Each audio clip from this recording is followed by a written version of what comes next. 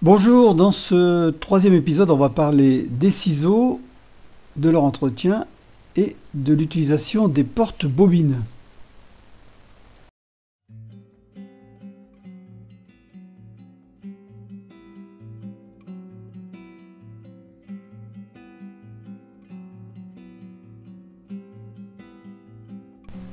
Alors, les ciseaux que j'utilise pour le montage des mouches sont des petits ciseaux de couture qu'on trouve un peu partout sur les sites français ou étrangers à moins de 1 euro. En général, c'est 50 à 60 centimes.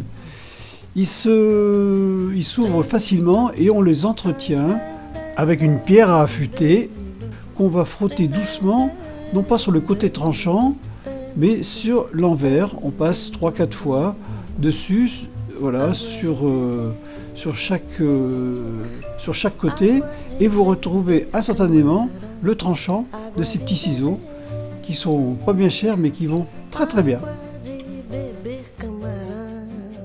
Eu sempre tive uma certeza que só me deu desilusão. É que o amor. Alors pour les porte-bobines, j'ai adopté depuis plusieurs années déjà le modèle Stonefo qui propose deux types de porte-bobines. Un avec une ouverture assez large, donc couleur rouge, normalement pour utiliser les flosses, pour les flosses, et l'autre couleur noire pour utiliser les fils plus fins.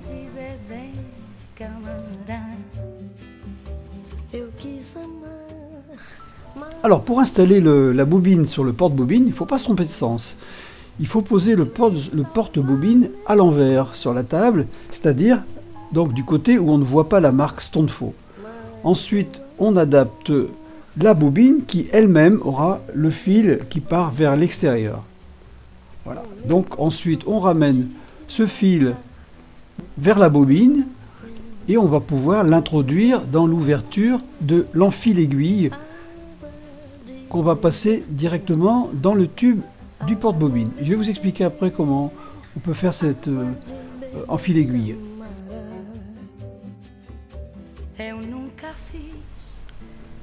Donc on introduit le fil dans l'ouverture de l'enfil-aiguille qui est passé préalablement dans le tube et il restera à tirer légèrement pour que le tout ressorte et que votre porte-bobine soit prêt à l'utilisation.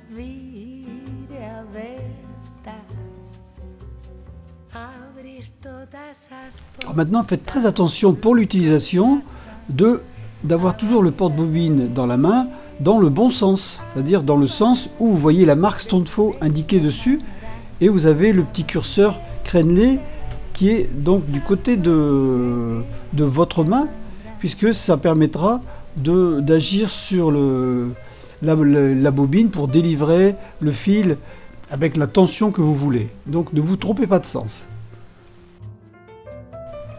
Alors pour fabriquer ces enfil-aiguilles, j'ai trouvé sur Amazon pour 5 euros, donc cette marque Beadalone, qui sont en fait des enfil-aiguilles qui sont très souples et que je vais donc insérer dans un petit tube de coton-tige par exemple, et que je vais ensuite bloquer avec un peu de vernis UV.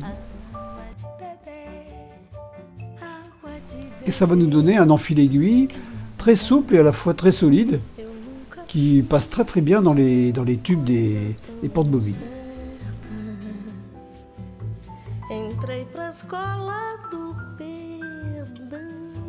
Voilà, c'est tout pour aujourd'hui.